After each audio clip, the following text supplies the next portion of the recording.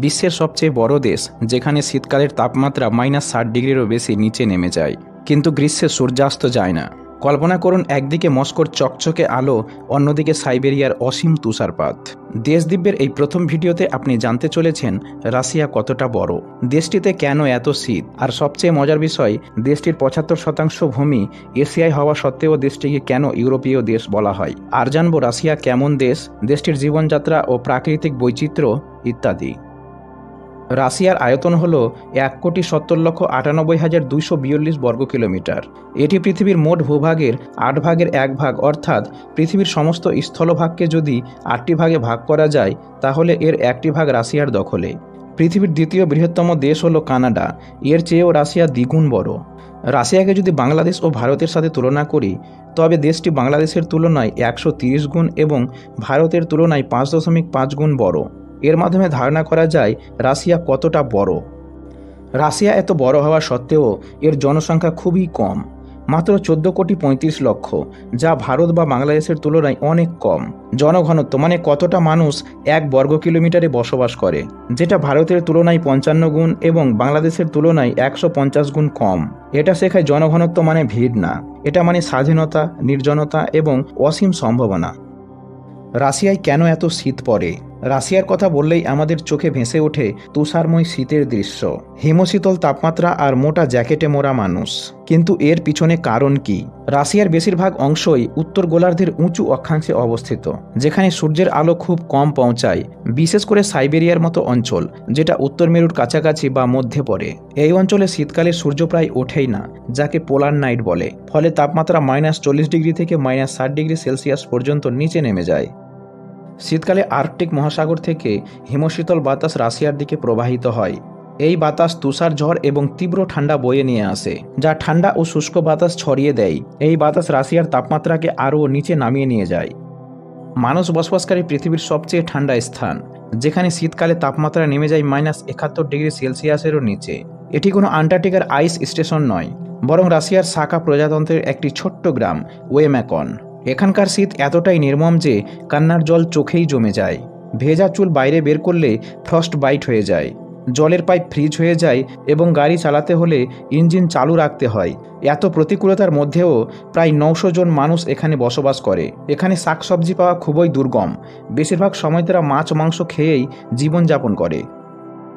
সবচেয়ে মজার বিষয় হলো, রাশিয়ার 75% এলাকা এশিয়ায় থাকা সত্ত্বেও একে ইউরোপীয় দেশ বলা হয়। এর মুখ্য কারণ হল ইউরোপের সবচেয়ে বড় এবং রাশিয়ার রাজধানী শহর মস্কো। ইউরাল পর্বতমালা রাশিয়াকে 2টি অংশে বিভক্ত করেছে। পশ্চিম প্রান্ত অর্থাৎ ইউরোপীয় অংশ মোট আয়তনের মাত্র 25% এলাকা জুড়ে থাকলেও এখানে দেশের 75% থেকে 80% মানুষ বসবাস করে। অন্যদিকে পূর্ব প্রান্তে অর্থাৎ এশিয়ান বা সাইবেরিয়ান অংশে দেশের মোট আয়তনের 75% জুড়ে বিস্তৃত থাকা সত্ত্বেও এখানে মাত্র 20 থেকে 25% মানুষ বসবাস করে।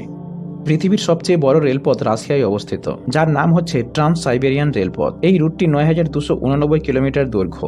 রাশিয়ার পশ্চিম প্রান্ত থেকে পূর্ব প্রান্ত পর্যন্ত এটি বিস্তৃত, যা তৈরি করতে 25 বছরের বেশি সময় লেগেছিল এবং বর্তমানে এটিকে অতিক্রম করতে 7 দিন সময় লাগে। রাশিয়া অনেক বড় হওয়ার কারণে এখানে 11টি সময় অঞ্চল বা টাইম জোন রয়েছে, UTC+2 থেকে UTC+12 পর্যন্ত। কল্পনা করুন, আপনি মস্কোতে বসে সকাল 8টায় চা খাচ্ছেন, কিন্তু একই সময়ে পূর্বের কিছু লোকেরা রাতের খাবার খাচ্ছে, কারণ তাদের ঘড়িতে বাজবে রাত 8টা। রাশিয়ার কারেন্সি বা মুদ্রা হলো রাশিয়ান রুবল।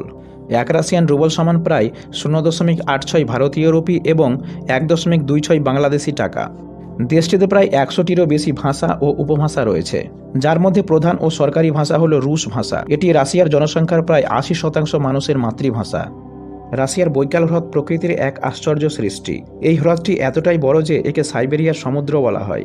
এর দৈর্ঘ্য 636 কিলোমিটার এবং চওড়া 80 কিলোমিটার। এটি পৃথিবীর সবচেয়ে গভীর হ্রদ, 1642 কিলোমিটার গভীর, মানে 2টো বুর্জ খলিফা একসাথে উপর নিচে করে ডোবালেও এর কোনো ঠাঁই পাওয়া যাবে না। এটা পৃথিবীর সবচেয়ে পুরনো হ্রদ, প্রায় 2.5 কোটি বছর পুরনো। এর জল এতটাই স্বচ্ছ যে 40 কিলোমিটার গভীর পর্যন্ত দেখা যায়। এখানে পৃথিবীর 20% মিঠা পানির মজুদ রয়েছে।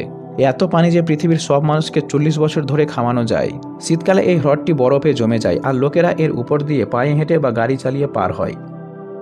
বৈকাল হ্রদ শুধু সুন্দর নয়, এটা একটা জীবন্ত জাদুঘর। এখানে 1700-এর বেশি প্রজাতির গাছপালা ও প্রাণী রয়েছে, যার 80% বৈকালেই শুধু পাওয়া যায়। এছাড়া রঙিন মাছ, স্পঞ্জ আর ক্ষুদ্র শ্রিম্প আছে, যা হ্রদটিকে পরিষ্কার রাখে। এই বৈকাল হ্রদ স্থানীয়দের জীবনের অংশ। গ্রীষ্মকালে লোকেরা এখানে মাছ ধরে, নৌকায় চড়ে এবং সাঁতার কাটে। অন্যদিকে শীতকালে এখানে বরফের ওপর স্কেটিং, আইস ফিক্সিং, এমনকি বরফের ভাস্কর্যও দেখা যায়। পর্যটকরা ট্রান্স সাইবেরিয়ান রেলে এসে বৈকাল হ্রদের প্রাকৃতিক সৌন্দর্যকে উপভোগ করে। কিন্তু দুঃখের বিষয় হলো দূষণ আর জলবায়ুর পরিবর্তন এই হ্রদের জন্য হুমকি। তাই স্থানীয়রা এটিকে বাঁচাতে কাজ করছে। রাশিয়া একটা বিশাল ও সুন্দর দেশ। এখানে বরফের সাইবেরিয়া, নীল বৈকাল হ্রদ, মস্কোর রঙিন বাজার, সব মিলিয়ে একটা জাদু। রুশ, তাতার, ইয়াকুতের মতো ভাষা দেশটির সংস্কৃতিকে আরও রঙিন করে। শীত খুব কঠিন হলেও এখানে মানুষের মন উষ্ণ। রাশিয়া যেন প্রকৃতি আর ইতিহাসের এক বড় গল্প। দেশদিব্য ইউটিউব চ্যানেলের এটি প্রথম ভিডিও। ভিডিওটি তথ্যপূর্ণ মনে হলে চ্যানেলটিকে সাবস্ক্রাইব করার জন্য আমার বিনীত অনুরোধ রইল।